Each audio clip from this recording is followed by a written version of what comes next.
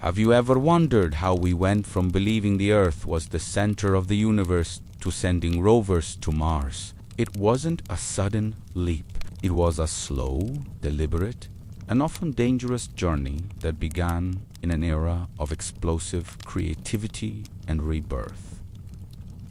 The Renaissance. Tonight, we're rediving deep into the 14th to 17th centuries to uncover how this incredible period of art and culture laid the groundwork for the scientific revolution, forever changing how we see the world and our place in it. Let's travel back in time. Europe is emerging from the Middle Ages. Cities like Florence, Venice, and Rome are buzzing with a new energy. There's a renewed fascination with the classical knowledge of ancient Greece and Rome, which had been preserved in monasteries and the Islamic world. This wasn't just about old books. It was a fundamental shift in thinking. The focus moved from a purely divine-centered worldview to one that celebrated human potential and achievement. This is the heart of humanism. Humanists believed in the power of the human mind. They championed education, not just in theology, but in grammar, rhetoric, history, and poetry. They argued that by studying the great works of the past, we could become better, more virtuous, and more capable individuals.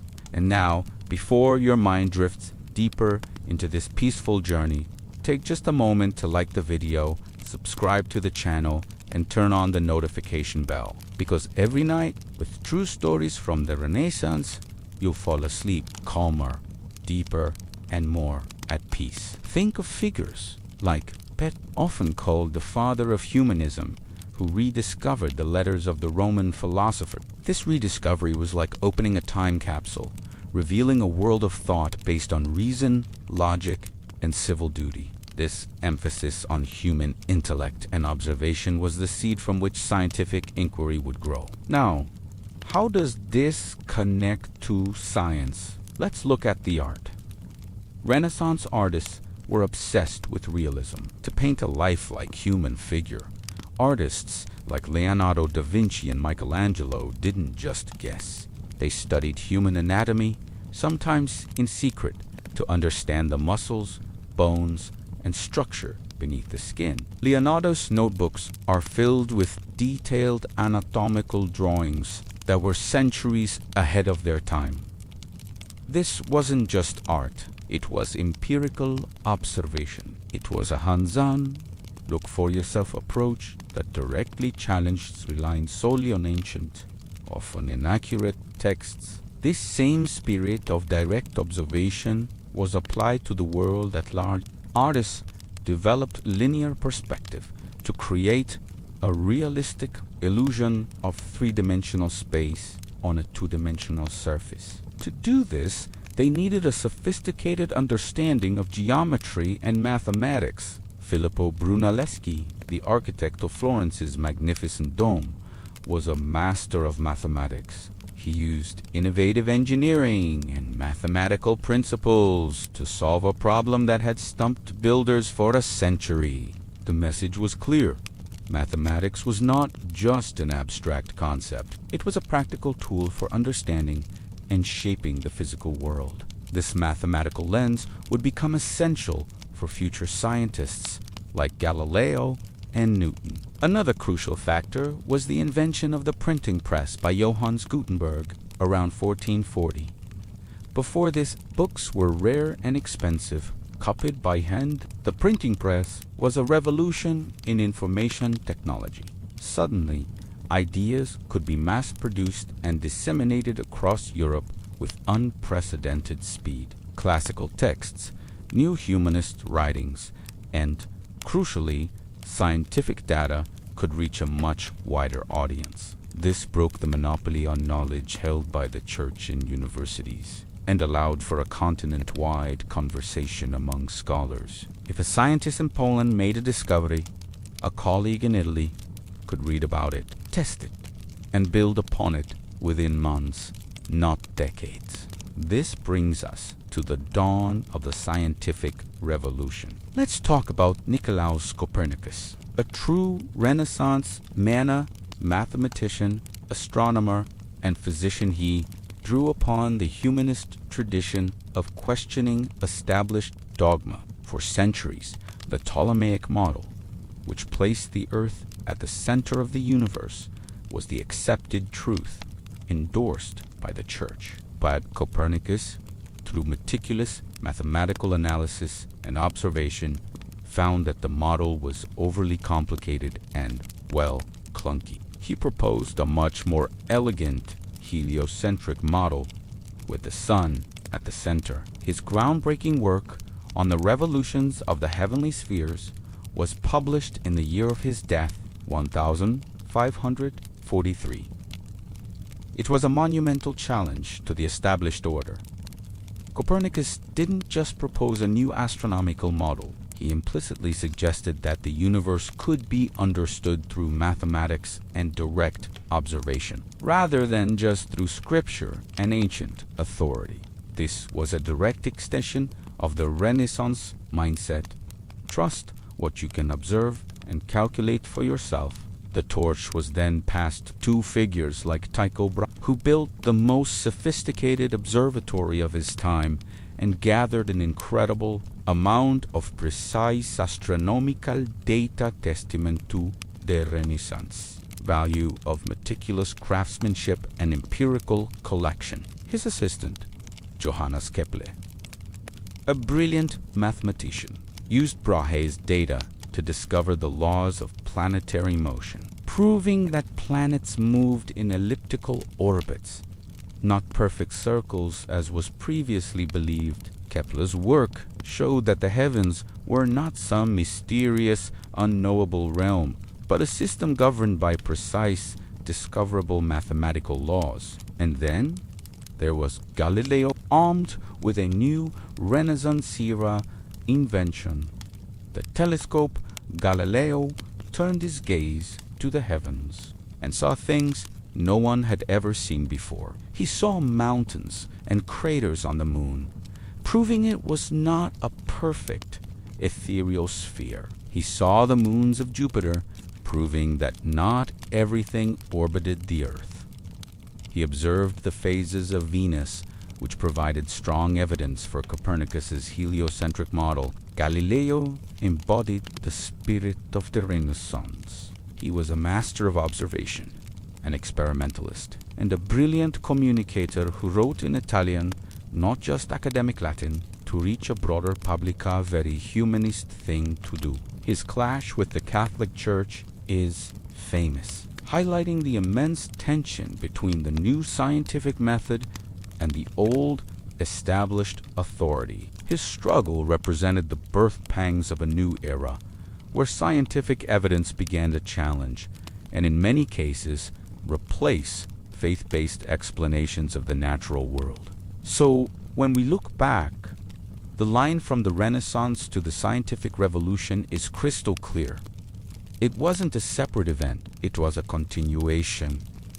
The humanist-s belief in human potential became the scientist-s confidence in the human mind to solve cosmic mysteries. The artist's eye for detail and anatomy became the scientist's commitment to empirical observation and experimentation.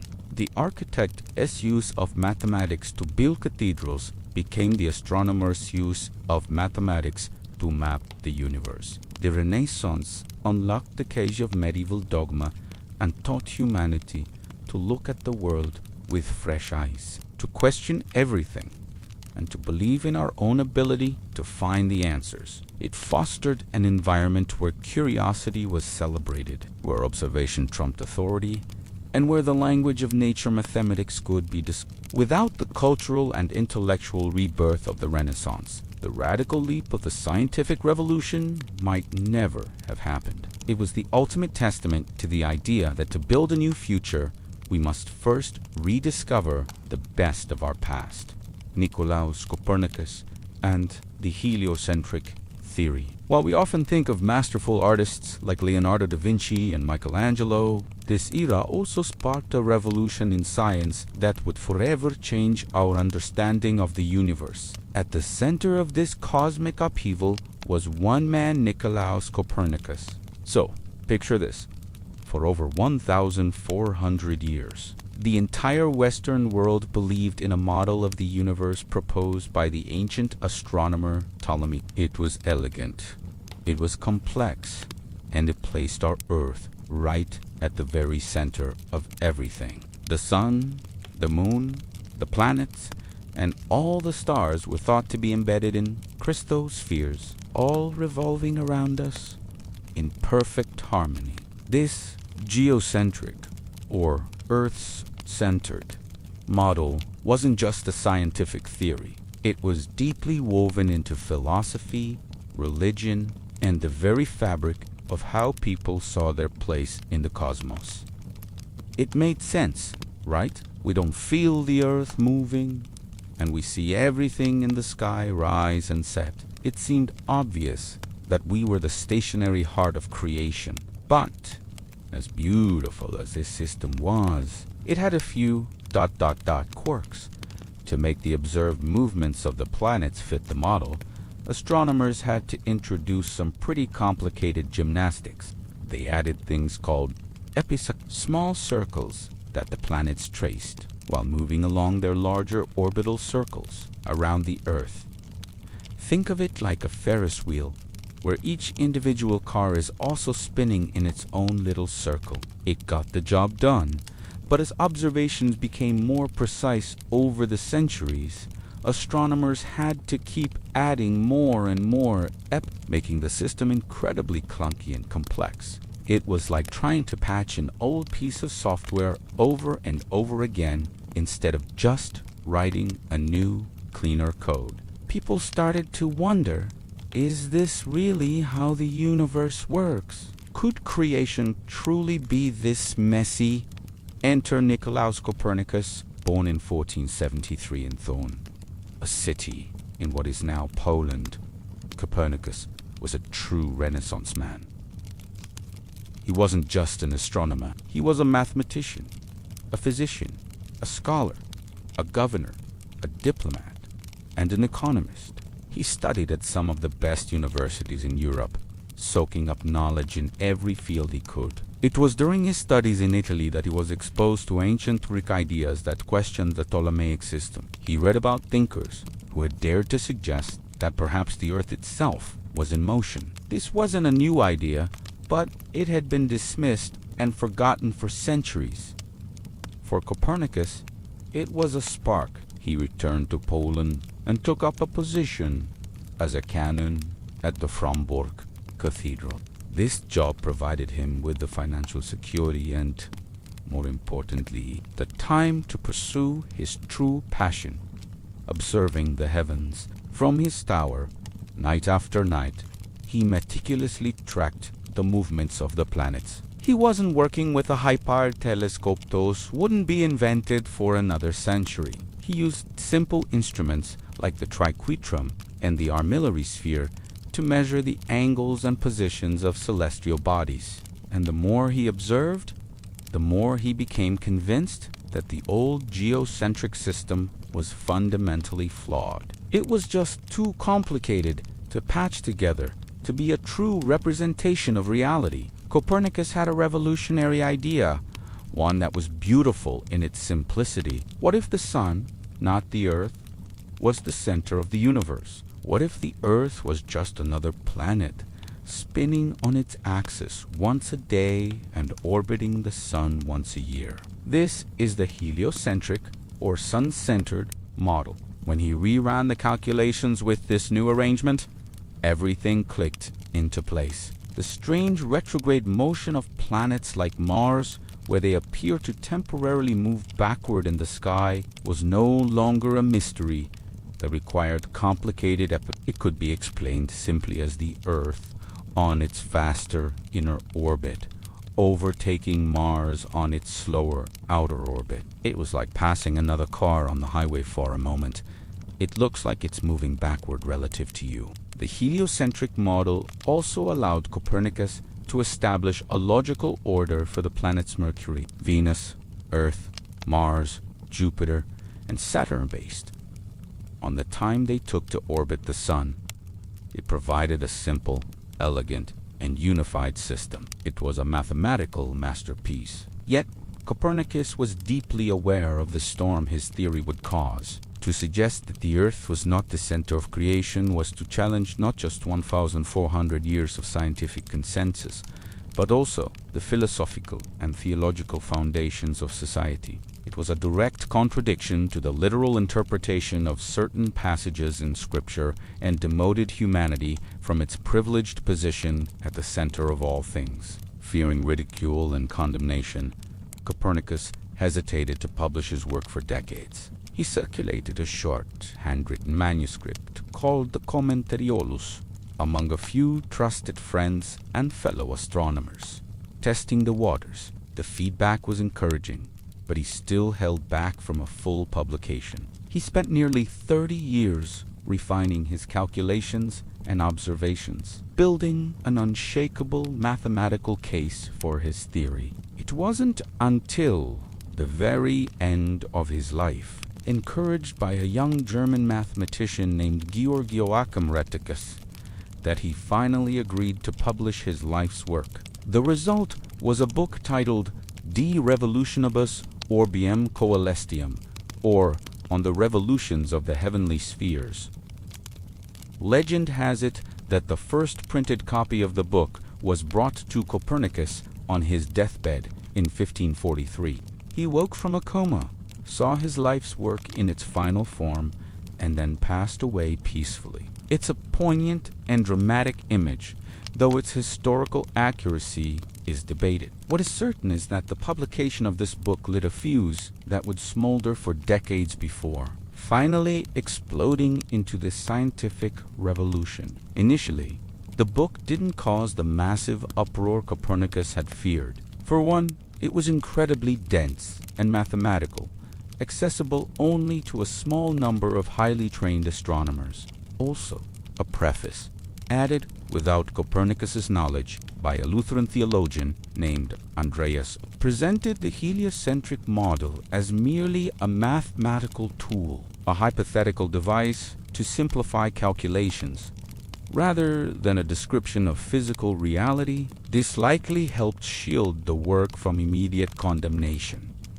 But the seed was planted. Over the next century, astronomers like Johannes Kepler would refine Copernicus's model, discovering that the planets move in elliptical orbits, not perfect circles. And then came Galileo Galilei, who, with his newly invented telescope, made stunning observations: the moons of Jupiter, the phases of Venus, the craters on our own moon, that provided powerful physical evidence supporting the Copernican system. It was Galileo's passionate public advocacy for heliocentrism that finally brought the full force of the establishment against the theory, leading to his famous trial and house arrest. The Copernican revolution wasn't just about rearranging the celestial furniture. It was a profound shift in human perspective. It taught us that our senses can be deceiving and that our seemingly privileged position in the universe is not a given. It championed the power of observation,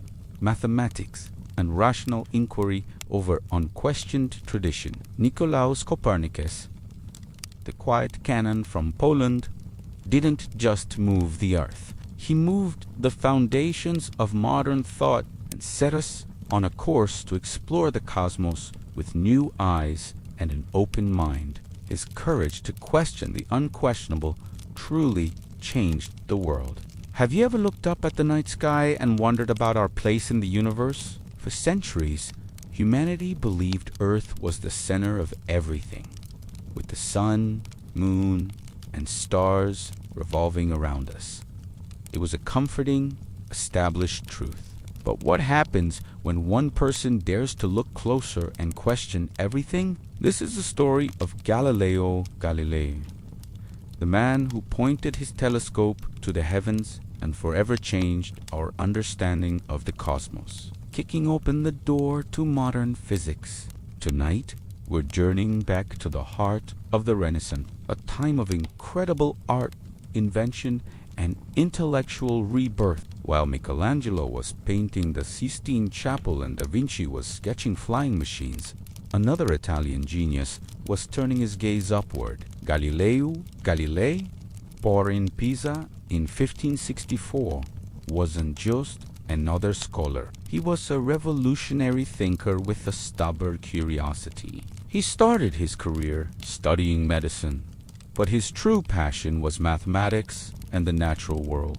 He was fascinated by how things worked, from the swing of a pendulum to the path of a cannonball. This wasn't just abstract philosophy for him. It was about observation, measurement, and experimentation. This hands-on approach would become the hallmark of his life, his work, and the very foundation of modern science. He believed that the universe was a book written in the language of mathematics, and he was determined to learn how to read it. Before Galileo, physics was largely based on the ideas of the ancient Greek philosopher Aristotle. For nearly 2,000 years, Aristotle's theories were considered undeniable fact. For example, he claimed that heavier objects fall faster than lighter ones.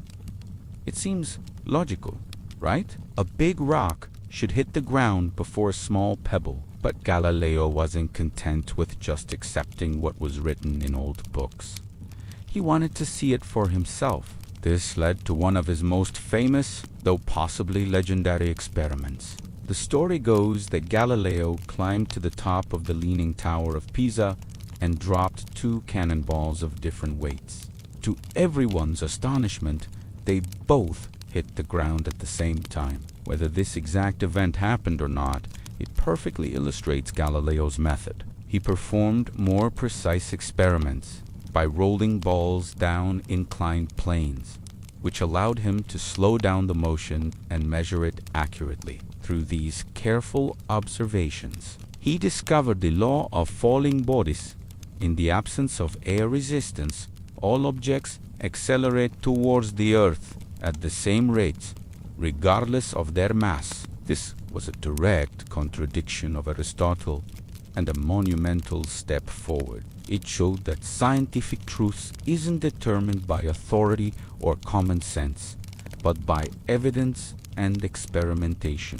Galileo's work on motion didn't stop there. He also developed the concept of inertia. Before him, people believed that an object needed a constant force to keep it moving. If you stop pushing a cart, it stops rolling. Simple, but Galileo reasoned differently. He imagined a perfectly smooth, frictionless surface. He argued that an object in motion on this surface would stay in motion forever unless another force acted upon it. The reason the cart stops is because of friction. This idea, the principle of inertia, was revolutionary. It would later become the first of Isaac Newton's famous 3 laws of motion. By breaking down the complexities of motion and focusing on the underlying principles, Galileo was laying the groundwork for a whole new way of describing the physical world, a field we now call mechanics. He was moving physics away from pure philosophy and turning it into a precise, predictive science. But Galileo's most dramatic and world-changing contributions came when he heard about a new invention from the Netherlands, a spyglass that made distant objects appear closer. Instead of using it to spot enemy ships, Galileo saw a different potential. He immediately set to work building his own, much more powerful versions. In 1609, he created a telescope that could magnify objects about 20 times. And he did something no one had seriously done before. He pointed it at the night sky. What he saw was breathtaking and utterly heretical. The moon, which was supposed to be a perfect celestial sphere, was not smooth at all. It was covered in mountains and craters, just like the Earth. It was a physical place, not some ethereal orb. This discovery alone was a huge blow to the old cosmology. If the moon was imperfect and Earth-like, then maybe the Earth wasn't so unique after all.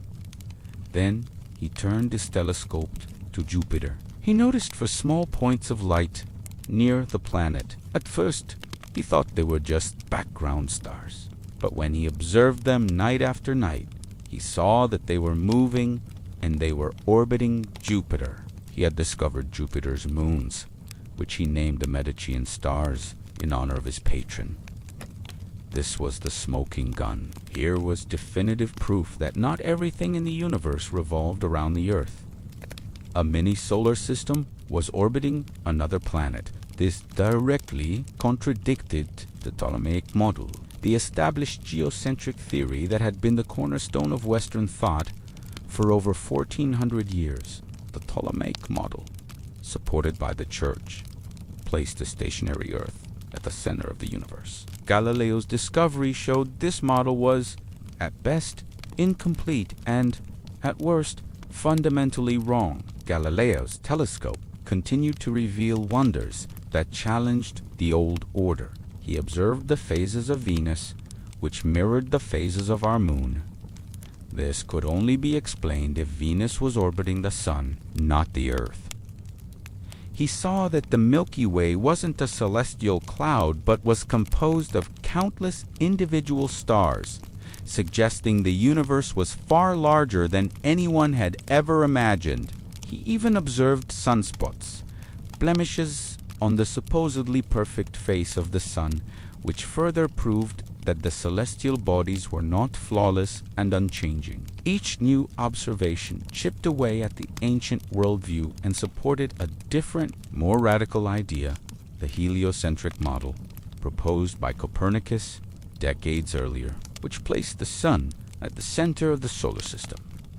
Galileo became its most vocal and powerful advocate. As you can imagine, these discoveries were not well received by the establishment. Galileo's findings were a direct challenge to the scientific and religious authority of the time. The idea that Earth was not the center of creation was deeply unsettling and was seen as a contradiction of Scripture. In 1616, the Catholic Church condemned the Copernican theory as foolish and absurd in philosophy and formally heretical. Galileo was warned not to hold, teach, or defend this idea in any way. For a while, he complied, but his conviction was too strong to remain silent forever. In 1632, he published his masterwork, The Dialogue Concerning the Two Chief World Systems. In it, he presented a conversation between three characters, one who supports the Copernican system, one who supports the old Ptolemaic system named Simplicio, or Simpleton, and a neutral observer, although he claimed it was a balanced debate. The book was a powerful and brilliant argument for heliocentrism. The response was swift and severe. The Pope, who had once been Galileo's friend and patron, felt personally mocked by the character of The book was banned, and Galileo, now nearly 70 years old, was summoned to Rome to face the Inquisition. Under threat of torture, he was forced to publicly recant his beliefs. He was found vehemently suspect of heresy and sentenced to house arrest for the rest of his life. Legend has it that as he rose from his knees after his he muttered under his breath, "And yet it moves," referring to the earth.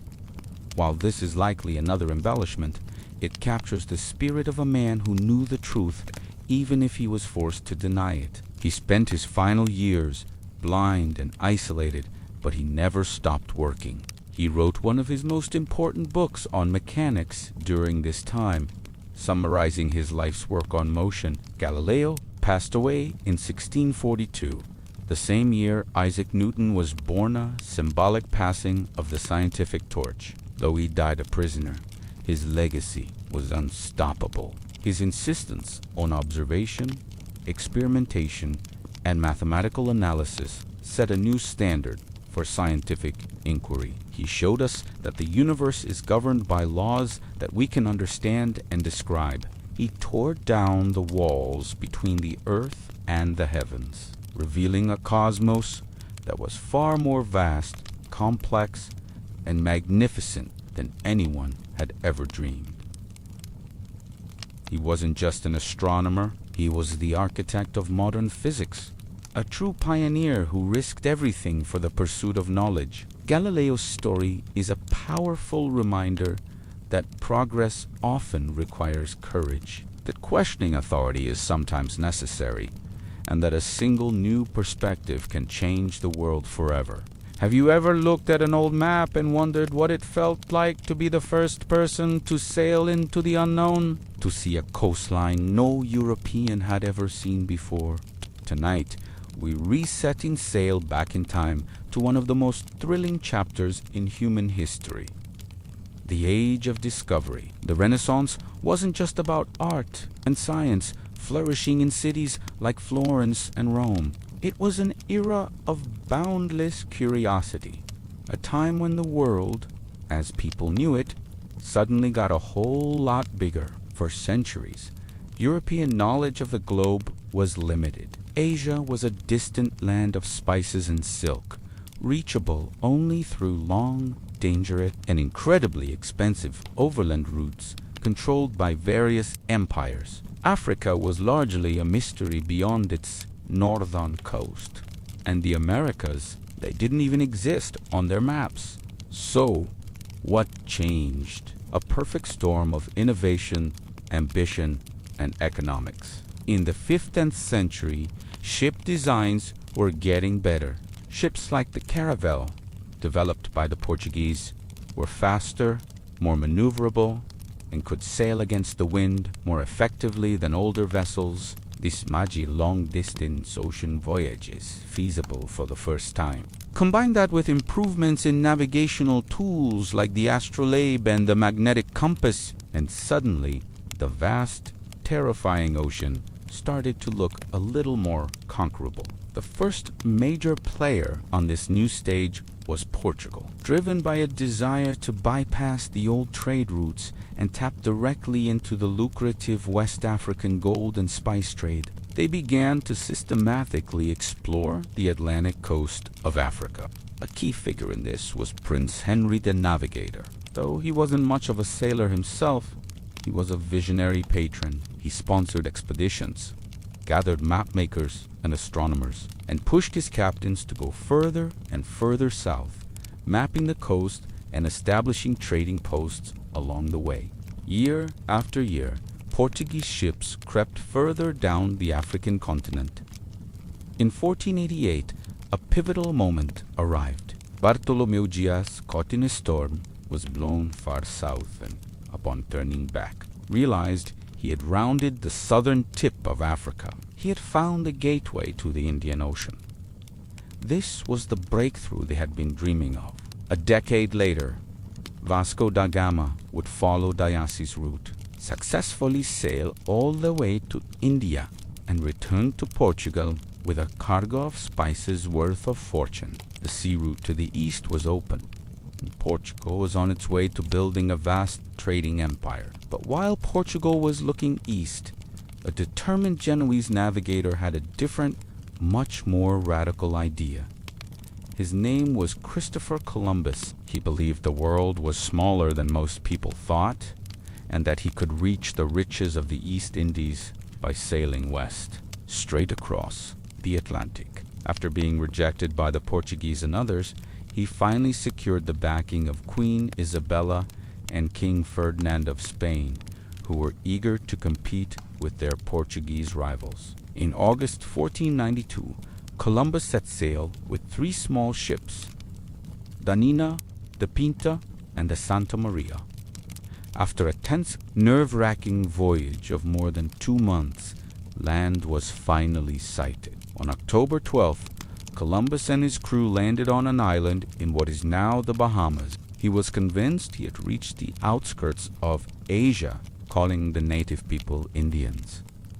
He would make 3 more voyages, always believing he was exploring the coast of Asia, never fully realizing he had stumbled upon 2 entire continents previously unknown to Europeans. Columbus's voyages opened the floodgates. His discovery sparked a frenzy of exploration. Spain and Portugal, in an attempt to avoid conflict, even signed the Treaty of Tordesillas in 1494, which drew an imaginary line down the Atlantic, dividing the newly discovered lands between them. This is why Brazil speaks Portuguese today, while most of the rest of Latin America speaks Spanish. Soon, other explorers followed. John Cabot, sailing for England, explored the coastline of North America.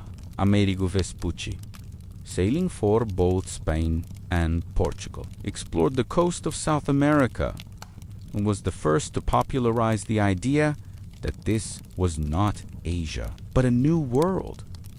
In fact, it's from his name that we get the name America.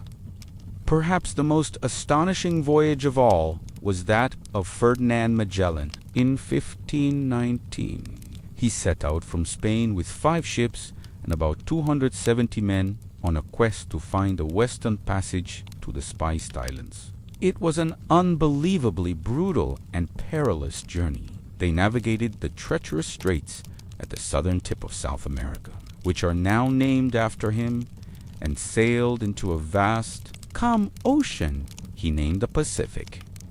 The crew suffered from starvation, disease, and mutiny. Magellan himself was killed in the Philippines, but one ship, the Victoria, under the command of Juan Sebastian Elcano, managed to continue west, eventually making it back to Spain in 1522 with only 80 of the original crew. They had done it. They had become the first people to circumnavigate the globe, proving definitively that the earth was round and that the oceans were all connected. The age of discovery fundamentally and forever changed the world.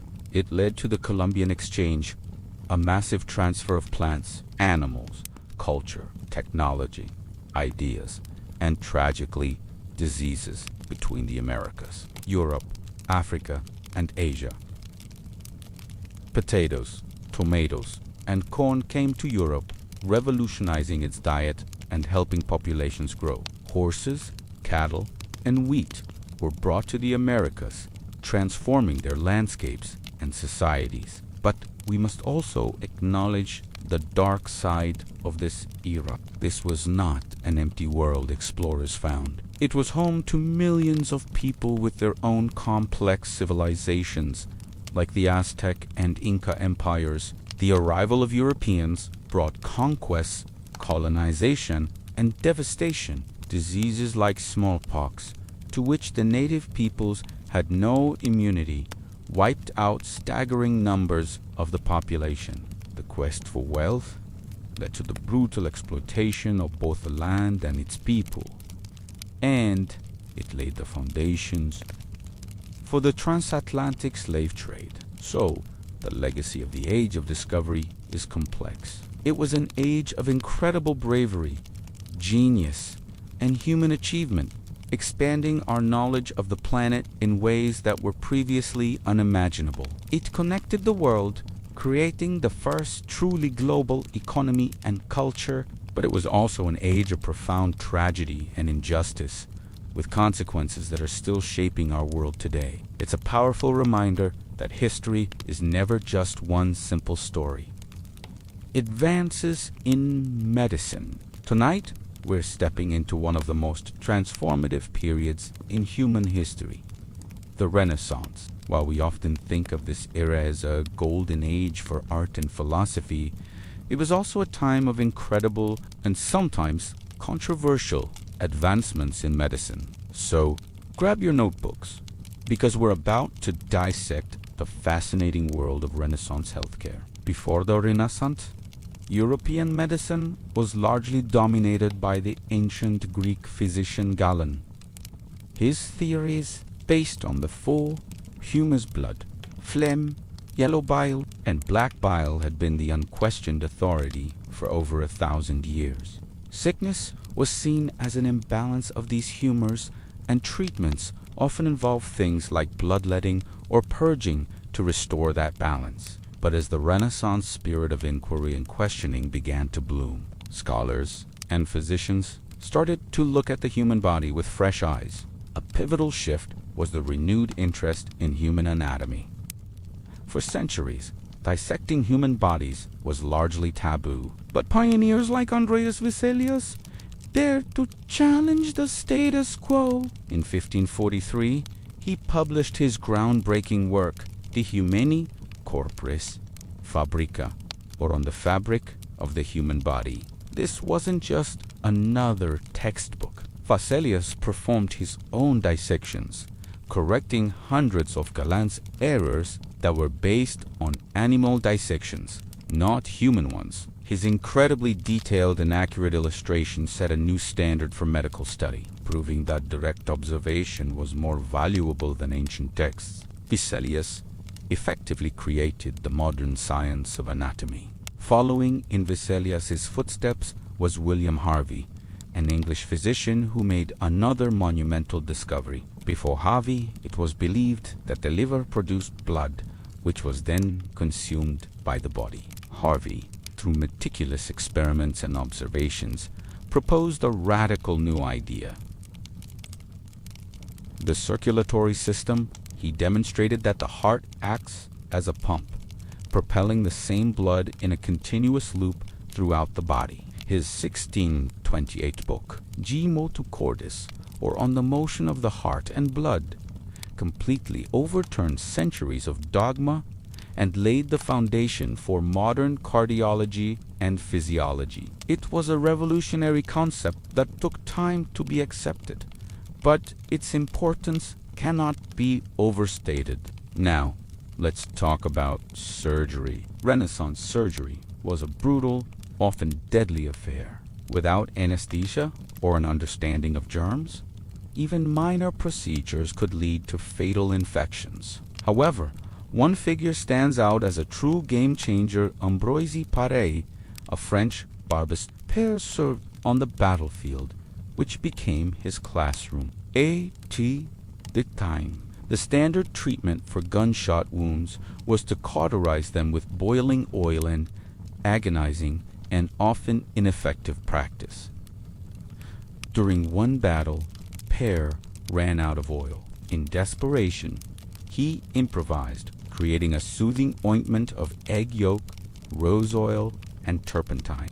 The next morning, he found that the soldiers he had treated with his balm were resting comfortably, while those treated with boiling oil were in agony. This discovery was a turning point. Paré also pioneered the use of ligatures tying off individual blood vessels with thread to stop bleeding during amputations, a far more humane and effective method than searing the stump with a hot iron. He was a practical, compassionate innovator who greatly improved surgical outcomes. The Renaissance also saw the emergence of a new field that blurred the lines between chemistry and medicine: iatrochemistry. Its most famous, or perhaps infamous, proponent was he was a controversial figure who publicly burned the works of Galen, arguing that medicine needed a new foundation. Paracelsus believed the body was a chemical system, and illness was a chemical imbalance that could be treated with chemical remedies. He championed the use of minerals and metals like mercury, sulfur, and antimony in carefully controlled doses. While many of his ideas were tied to alchemy and mysticism, his core principle that specific diseases could be targeted with specific chemical drugs was a forerunner to modern pharmacology. He taught that the dose makes the poison, a fundamental concept in toxicology today. Of course, not everything was a step forward. Many old beliefs persisted. Astrology was still widely used to diagnose illnesses, and humoral theory remained popular among the general public, and many physicians, quacks, and charlatans sold all sorts of magical elixirs. The understanding of infectious disease was still in its infancy, though some cities did implement quarantine measures during plague outbreaks, showing a growing practical understanding of contagion, even if they didn't know about microbes. So, the Renaissance was a messy, transitional period for medicine. It was a battleground of ideas where ancient authority clashed with radical new observations. The work of pioneers like Vesalius, Harvey, and pair chipped away at centuries of dogma, paving the way for the scientific revolution that would follow. They taught us that to truly understand health and disease, we must look, we must question, and we must dare to be wrong. Their courage and curiosity built the very foundations upon which modern medicine stands today. Have you ever looked at a Michelangelo sculpture and wondered, how did he know exactly where every muscle should be? Or flipped through a medical textbook and seen those incredibly detailed anatomical drawings? The answer to both questions lies in one of the most explosive periods of creativity and discovery in human history, the Renaissance. Do you want to forget to subscribe and hit that notification bell? Tonight, we're journeying back in time from the 14th to the 17th century to explore how a renewed passion for the human body revolutionized both art and medicine. This isn't just a story about paintings and scalpels. It's about a fundamental shift in how we saw ourselves. Before the Renaissance, the depiction of the human body in art was often flat, symbolic, and not very lifelike. Think of medieval art figures who are more like spiritual icons than real people. Similarly, medicine was heavily reliant on ancient texts from figures like Galen, a Greek physician from the 2nd century. His work was brilliant for its time, but it was based mostly on dissecting animals, not humans. For over 1,000 years, his theories were taken as gospel, with little room for questioning. Then, something changed. A new spirit of humanism swept across Europe. Particularly in Italy, humanism placed a greater emphasis on human potential, reason, and our experience here on Earth. Artists and scholars began looking back to the classical world of ancient Greece and Rome, where the human form was celebrated for its beauty and strength. They wanted to capture that same realism, that same vitality in their own work. But how could you paint or sculpt a realistic human body if you didn't truly understand what was underneath the skin? This is where art and science began an incredible dance. Artists like Leonardo da Vinci and Michelangelo became obsessed with anatomy. They weren't content with just looking at the surface. They needed to know how the skeleton provided structure, how muscles contracted and stretched to create movement, and how everything worked together. Leonardo da Vinci is a perfect example of this artist-scientist hybrid. We all know him for the Mona Lisa and the Last Supper, but his private notebooks are filled with some of the most breathtakingly accurate anatomical drawings ever created. He personally dissected more than 30 human corpses, men and women of all ages, to understand the intricate machinery of the human body. He drew the heart, the vascular system, the bones, and the muscles with a level of detail that was centuries ahead of its time. For Leonardo, art wasn't just about imitation, it was about knowledge. He wrote that an artist who didn't understand the muscles would create figures that looked like a sack of nuts. He wanted his art to be true to life, and for that, he needed to be a scientist. Michelangelo, though perhaps less of a systematic scientist than Leonardo, was equally dedicated to anatomical accuracy. He spent his youth studying corpses from a local hospital to perfect his understanding of the human form. You can see this knowledge etched into every piece of marble he touched. Look at his statue of David. It's not just a beautiful sculpture, it's a masterclass in anatomy. You can see the tension in the neck, the definition of the abdominal muscles, the veins on the back of his hand. This wasn't guesswork. This was the result of direct, hands-on study of the human body. This new artistic demand for anatomical realism had a powerful ripple effect on the world of medicine. While artists were dissecting to draw better, physicians and medical professors were beginning to do the same to understand the body better. One of the most pivotal figures in this medical revolution was a man named Andreas Visser. Born in Brussels in 1514, Vesalius became a professor of anatomy at the University of Padua, a major center for medical learning. At the time, a typical anatomy lesson was bizarre by our standard. The professor would sit on a high chair, reading from an ancient text by Galileo, while a lowly barber surgeon did the actual cutting on a corpse. The professor often wouldn't even touch the body. Vesalius shattered this tradition. He believed in direct observation. He stepped down from his chair, picked up the scalpel himself, and taught his students from the body itself. What he found was shocking. Galen, the undisputed authority for centuries, had been wrong about many things. Because Galen had dissected apes and pigs, his descriptions of human anatomy were often inaccurate. For example, he described the human jawbone as being two separate bones, because that's what it's like in apes.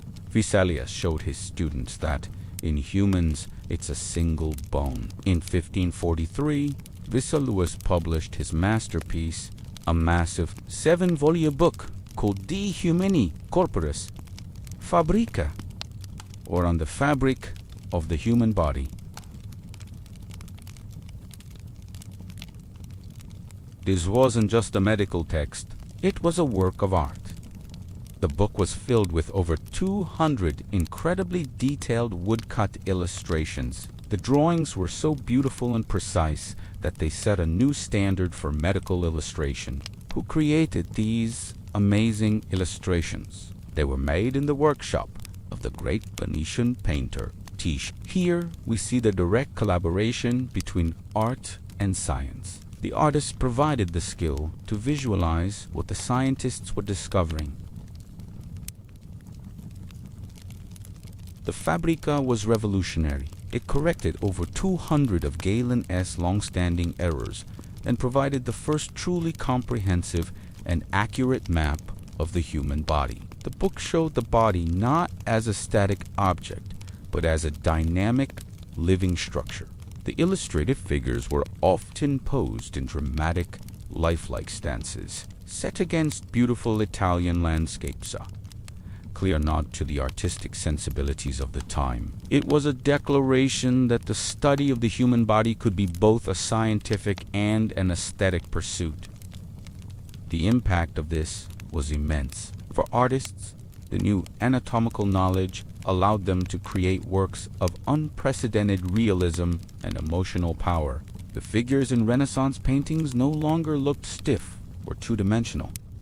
They had weight, volume, and life. They could express a full range of human emotion through their posture and gestures. Because the artists now understood the mechanics behind those gestures. For medicine, the change was even more profound. Vesalius's work laid the foundation for modern anatomy. By challenging ancient authority and promoting direct observation, he ushered in a new era of scientific inquiry. Doctors and surgeons could now operate with a much clearer understanding of the body's internal landscape. This led to better surgical techniques, more accurate diagnoses, and ultimately saved countless lives. The practice of medicine began its long journey from a tradition based on ancient texts to a science based on empirical evidence. So, the next time you admire a Renaissance masterpiece or see a detailed anatomical chart, remember that they share a common ancestor. They were born from that unique moment in history when artists became scientists and scientists became artists. The shared quest to understand the magnificent, complex, and beautiful human body drove one of the greatest leaps forward in both human creativity and knowledge. It was a time when looking inside ourselves literally allowed us to see the world and our place in it in a whole new light. When you hear the name Leonardo da Vinci, what comes to mind? The enigmatic smile of the Mona Lisa, right? Or maybe the dramatic scene of the Last Supper. We all know him as one of the greatest artists of the Renaissance, a true master of painting. But what if I told you that painting was just one small piece of a much larger, more complex puzzle. What if I told you that Leonardo considered himself a scientist, an engineer first, and an artist second? Tonight, we repealing back the layers of the legend to uncover the brilliant scientific mind of Leonardo da Vinci, a man who was centuries ahead of his time. So, grab your notebooks. You might just learn a thing or two from the original Renaissance man. Leonardo's curiosity was absolutely boundless. He wasn't content to just paint a beautiful picture of a person. He needed to understand how every muscle, bone, and sinew worked beneath the skin. This insatiable desire for knowledge led him to a practice that was controversial, even shocking for his time: human dissection. In an era when the church had strict rules about the sanctity of the body, Leonardo secretly dissected over 30 human corpses. He wasn't doing this for morbid reasons. He was driven by a purely scientific quest. His notebooks are filled with hundreds of astonishingly detailed anatomical drawings. He was the first person to accurately depict the human spine, the heart's chambers and valves, and the fetus in the womb. These weren't just artistic sketches. They were scientific records of unparalleled accuracy. His drawings of the heart, for instance, showed a deep understanding of how blood flowed, a concept that wouldn't be fully accepted by the medical community for another 100 years. He was literally mapping the human body, creating a guide that was more advanced than any medical textbook of his day. But Leonardo's explorations didn't stop with the human body. He looked at the world around him with the same analytical eye. He was obsessed with the natural world, particularly water and air. He saw water not just as something to drink or paint, but as a living force of nature. He spent countless hours observing the flow of rivers, the patterns of whirlpools, and the mechanics of waves. His notebooks are filled with diagrams of vortices and eddies, analyzing the fluid dynamics with a precision that foreshadows modern physics. He designed canals, locks, and dams, believing he could harness the power of water to reshape landscapes and power cities. He even designed a diving suit and a submarine-like vessel, dreaming of exploring the depths of the ocean. He was, in essence, a pioneer of hydrology and marine engineering, all based on his direct, hands-on observation. And then there was the sky. Like many great thinkers, Leonardo was captivated by the idea of flight, but unlike others who just dreamed, Leonardo approached it like an engineering problem. He didn't just imagine men with wings. He meticulously studied the anatomy of birds. He analyzed how their wings generated lift, how their tails acted as rudders, and how they manipulated air currents to soar. Based on these observations, he designed a whole host of flying machines. The most famous is his ornithopter, a machine that would have flapped its wings like a bird. He also sketched designs for a parachute, a giant crossbow, and even a helicopter-like device he called the aerial screw. Now, did these machines actually work? Probably not, given the materials and power sources of his time. But that's not the point. The genius lies in his methodology. He was applying scientific principles, observation, hypothesis, and reason to solve one of humanity's oldest dreams. He was thinking like a modern aeronautical engineer, 400 years before the Wright brothers took their first flight. Beyond these grand ambitions, Leonardo was also a practical inventor and engineer. He served dukes and rulers, and his mind was constantly working on military technology. He designed armored tanks, multi-barreled machine guns, and giant catapults.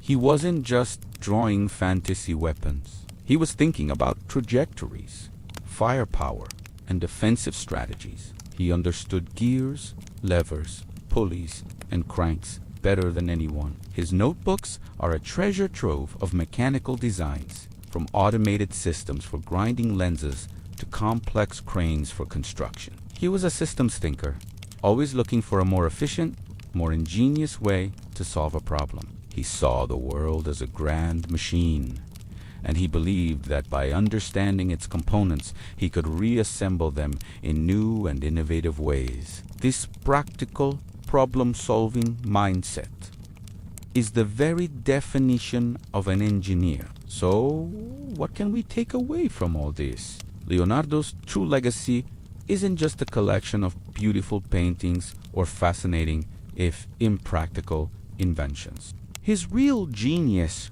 was his method. He championed a way of thinking that is the bedrock of modern science. He believed that knowledge comes from experience, from direct observation, and from relentless questioning. He called this saper videre, knowing how to see.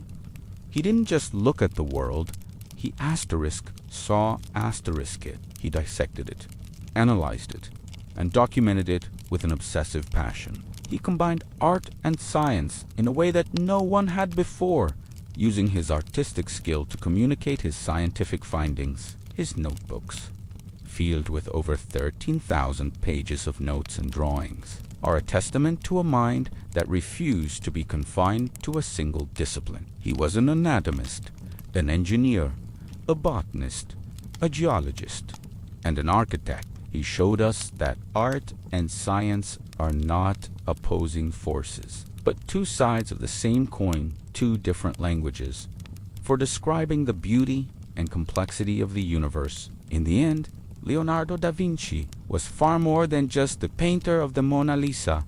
He was the ultimate student of the world, a man whose curiosity knew no bounds and whose intellect was centuries ahead of its time. He taught us that to truly understand something be it a human heart, a flowing river, or the flight of a bird, you must observe it with your own eyes and question everything. He was the embodiment of the Renaissance spirit, a bridge between the ancient world and our own modern scientific age. His life is a powerful reminder that the greatest discoveries are often made by those who dare to look at the world differently and ask, why and how? Have you ever stood in front of a Renaissance painting and felt like you could just step right into it? That feeling of depth, of realism. It wasn't just magic, it was mathematics. Tonight, we're diving deep into the Renaissance, an era that did not just revive classical art, but revolutionized it by weaving in the elegant logic of math and geometry. The story begins in the early 14th century in Italy. Artists were growing tired of the flat, two-dimensional figures of the medieval period.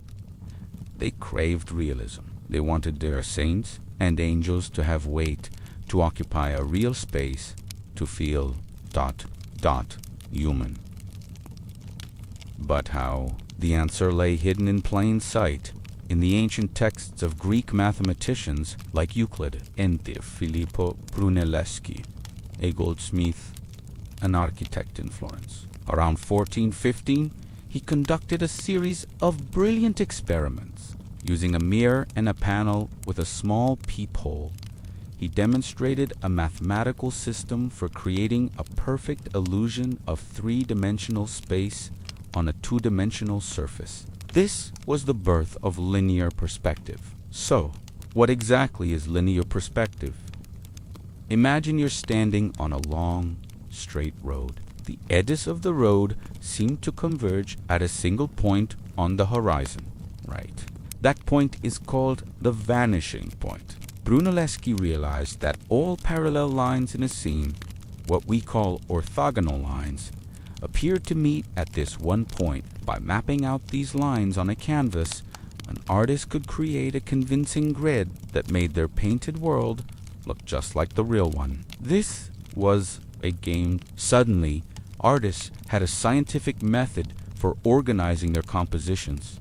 One of the first masters to truly harness this new power was his fresco, the Holy Trinity, painted around 1427 in a Florentine church, is a masterpiece of early perspective. When you look at it, the barrel-vaulted ceiling seems to recede into the wall, creating a tangible chapel-like space for the figures within. It was so convincing that people at the time were stunned, believing a hole had been carved into the wall. Masaccio had turned a flat surface into a window onto another world. As the 15th century progressed, this new science of art spread like wildfire.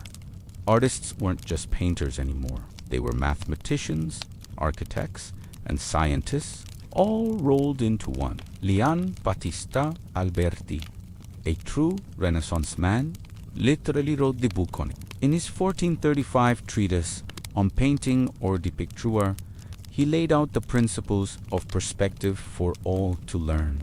He argued that the first and most important thing a painter needed to know was geometry. He described the canvas as an open window through which the subject is seen. This idea of the window on the world became the defining goal of Renaissance painting. Think about Piero della Francesca. He was a brilliant mathematician as well as a painter. His works, like the Flagellation of Christ, are exercises in geometric perfection. Every element is placed with mathematical precision, creating a scene that is calm, ordered, and incredibly spacious. The tiled floor in that painting is a perfect demonstration of linear perspective, drawing our eyes deep into the scene. And then, of course, there's Leonardo da Vinci.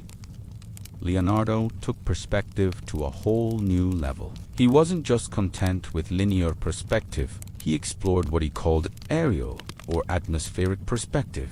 He noticed that objects in the distance don't just look smaller, they also look fuzzier, less detailed and bluer in color. Why?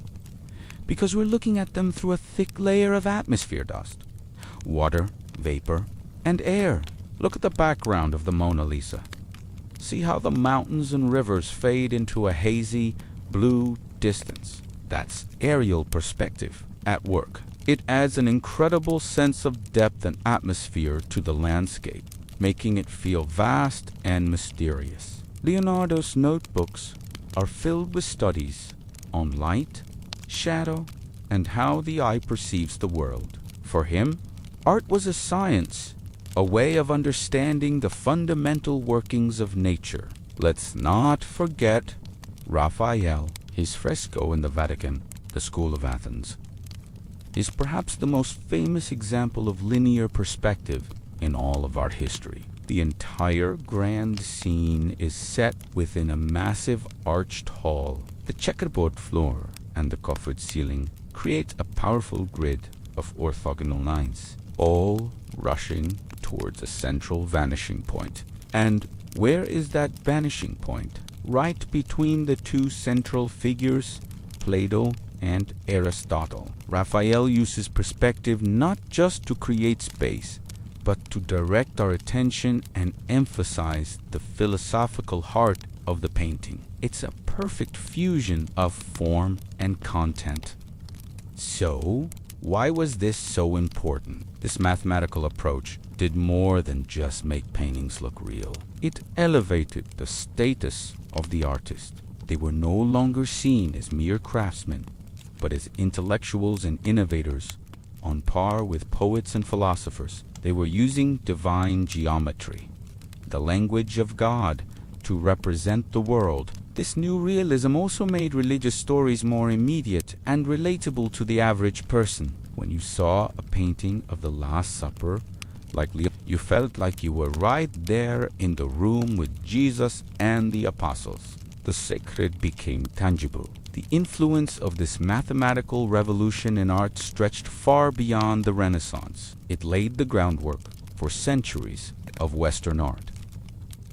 From the dramatic lighting of the Baroque period to the landscapes of the 19th century, the principles of perspective remained a cornerstone of artistic training. Even modern artists who chose to break away from realism, like the Cubists, were reacting against this very tradition. They had to understand the rules of perspective before they could shatter them. So, the next time you visit a museum and find yourself drawn into a Renaissance masterpiece, take a moment to appreciate the hidden genius behind it. Look for the vanishing point, trace the orthogonal lines with your eyes. Notice the subtle shift in color in the distant hills. you're not just looking at a beautiful image. You're looking at a triumph of science, mathematics, and human ingenuity. It's a testament to an era when art and science were not separate disciplines, but two sides of the same coin, both striving to uncover the truth and beauty of our world, cartography, and the rise of modern geography. Tonight,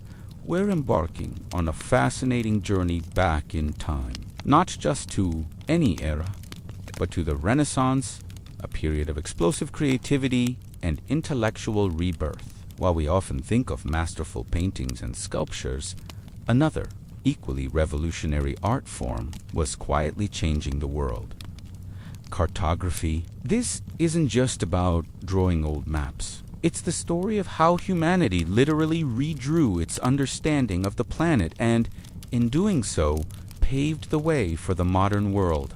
So, grab your virtual compass and let's set sail into the golden age of map making. Before the Renaissance, most European maps were more symbolic than scientific. Known as two maps, or mappae mundi, they were often circular, with Jerusalem at the center, Asia at the top, and Europe and Africa below, separated by a T-shape of water representing the Mediterranean, the Nile, and the Don rivers. Their main purpose wasn't navigation, but to illustrate a theological worldview. They were beautiful, rich in religious and mythological detail. But if you tried to use one to get from Lisbon to a port in Italy, you'd be in serious trouble. The world was a place of faith and fable, and its maps reflected that perfectly. Practical navigation relied on portolan charts, which were incredibly accurate for coastal sailing, but didn't show the interior of continents or the world as a whole. A fundamental shift was needed to connect these two mapping traditions. That shift came with a rediscovery. In the early 5th-10th century, a Byzantine scholar brought a forgotten text to Florence, Ptolemy's Geographia. This ancient Roman work, written in the 2nd century AD, was a revelation. Ptolemy wasn't just drawing pictures. He was providing a system. He introduced the concepts of latitude and longitude, using a grid system to plot thousands of known locations with mathematical precision. He argued that a map should be a scaled, scientific representation of the world. Imagine the excitement. For scholars and thinkers of the Renaissance, it was like being handed an instruction manual for the planet. This rediscovery of classical knowledge, a hallmark of the Renaissance, gave cartographers the tools and the intellectual framework they needed to move beyond symbolic representation and strive for scientific accuracy. Of course, Ptolemy's work wasn't perfect. His calculations made the Earth smaller than it actually is and overextended the Asian continent eastward. But these errors, ironically, would have monumental consequences. They fueled the belief that one could reach the riches of the East by sailing west. This idea captivated a Genoese sailor named Christopher Columbus. His voyages and the subsequent age of discovery created an urgent and unprecedented demand for new, more accurate maps. Suddenly, the world wasn't just Europe, North Africa, and a vague notion of Asia. It was a place of new continents, vast oceans, and untold lands. Cartographers were no longer just scholars in quiet libraries. They were essential players in an age of exploration, trade, and empire building.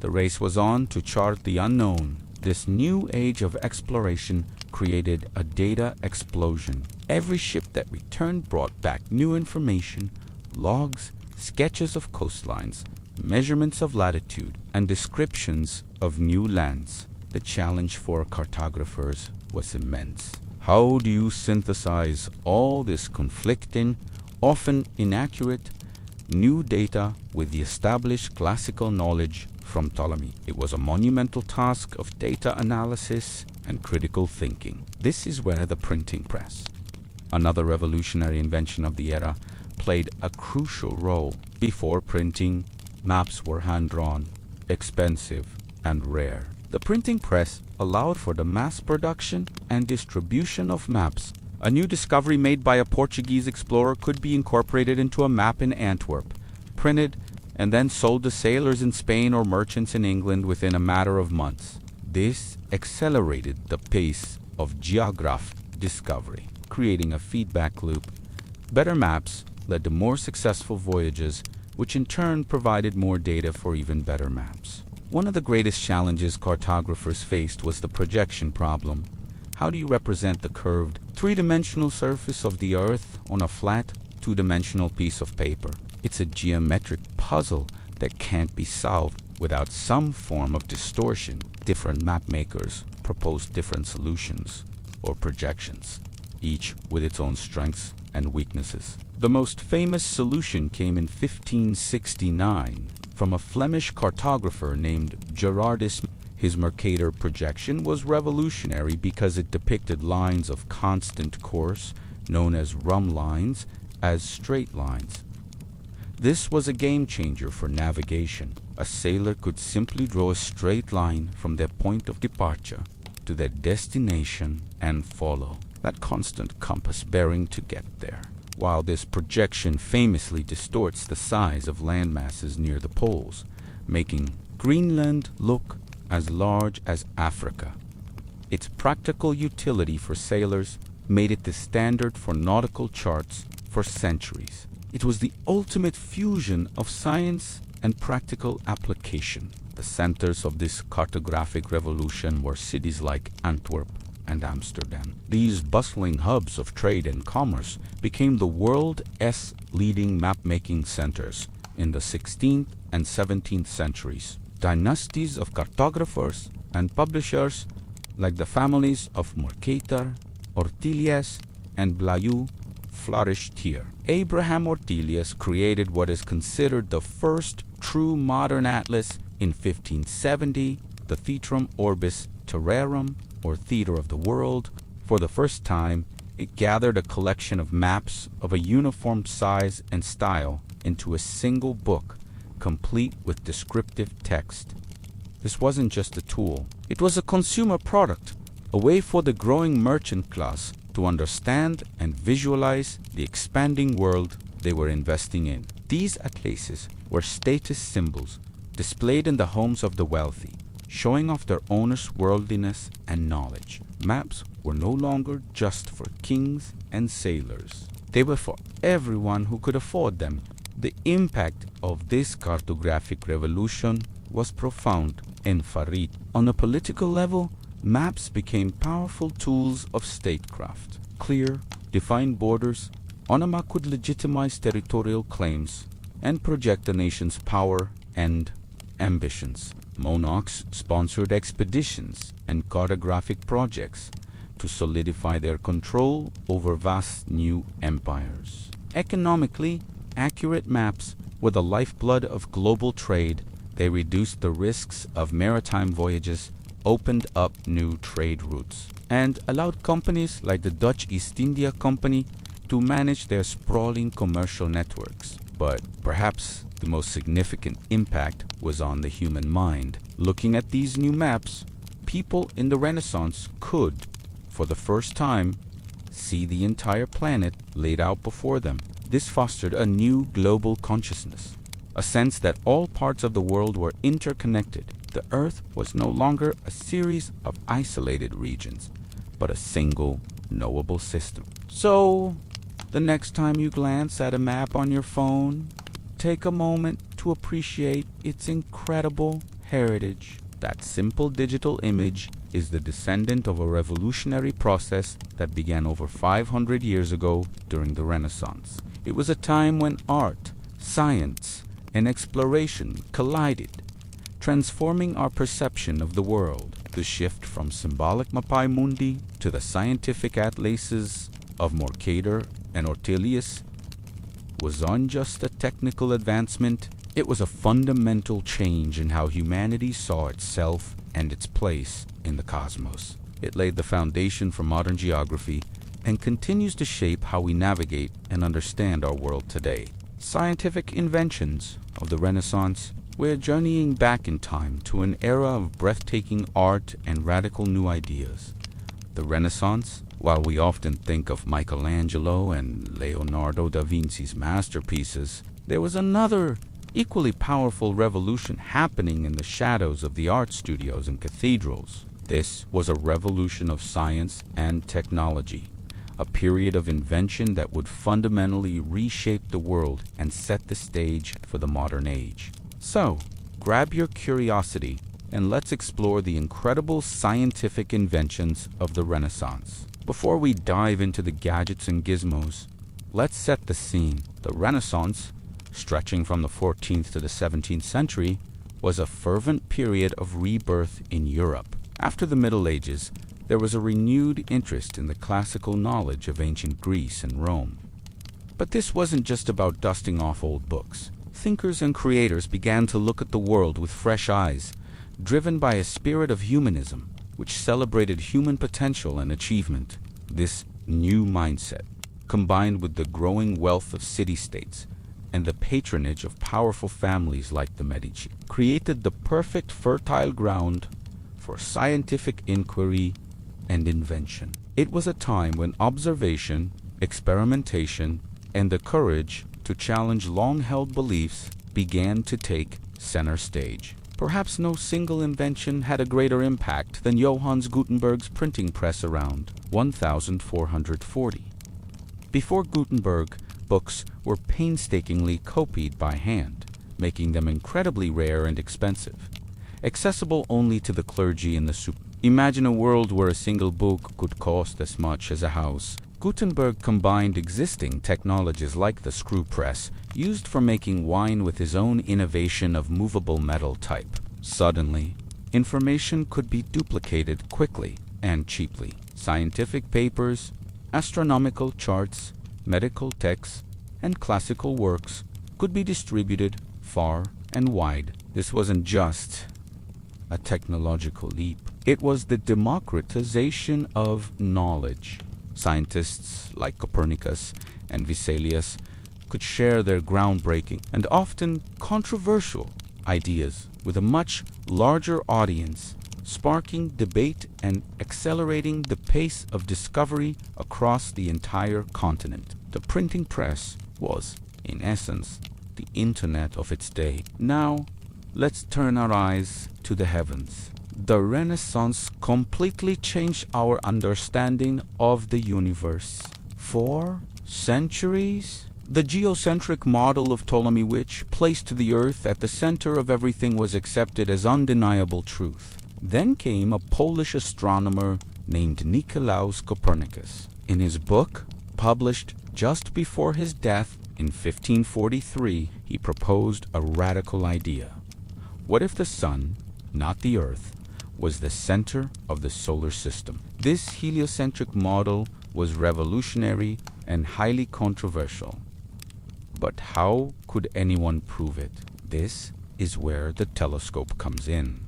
While simple magnifying lenses had been around for a while, it was the Italian astronomer Galileo Galilei who, in 1609, refined a Dutch design to create a powerful astronomical telescope. When he pointed it at the sky, the universe was revealed in stunning new detail. He saw mountains on the moon, discovered the 4 largest moons of Jupiter, and observed the phases of Venus.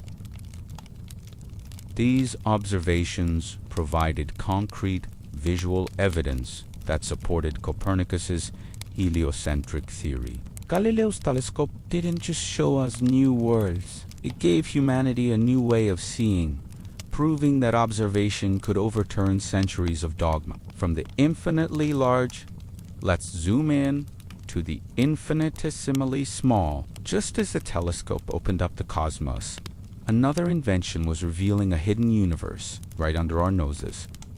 The microscope, the creation of the first compound microscope, is often credited to Dutch spectacle makers Zacharias and Hans Janssen around 1590.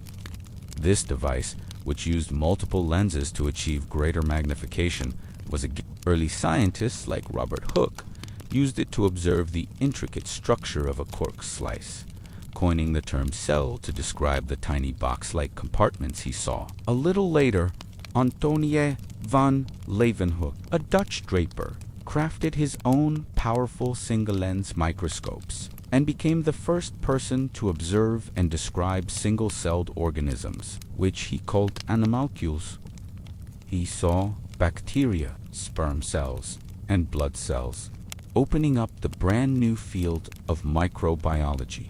This invisible world was suddenly made visible, laying the foundation for modern medicine and our understanding of disease. The Renaissance was also an age of unprecedented exploration. Voyagers like Columbus and Magellan were crossing vast, uncharted oceans, and they needed reliable tools to navigate. This spurred incredible innovation in maritime technology. The magnetic compass, which had arrived from China, was improved and became a standard piece of equipment on every ship. Shipbuilders developed new, more maneuverable vessels, like the caravel, which could sail better against the wind. But how do you know your position in the middle of a vast ocean? Astronomers and mathematicians developed more precise astronomical charts and instruments like the quadrant and the These tools allowed sailors to determine their latitude by measuring the angle of the sun or the North Star above the horizon, while accurately calculating longitude remained a major challenge for centuries. These Renaissance navigational tools made the age of discovery possible, connecting continents and creating the first truly global trade networks. Of course, we can't talk about Renaissance invention without mentioning the ultimate Renaissance man himself, Leonardo da Vinci. While he's most famous for the Mona Lisa and the Last Supper, Leonardo's private notebooks are a testament to one of the most brilliant inventive minds in history.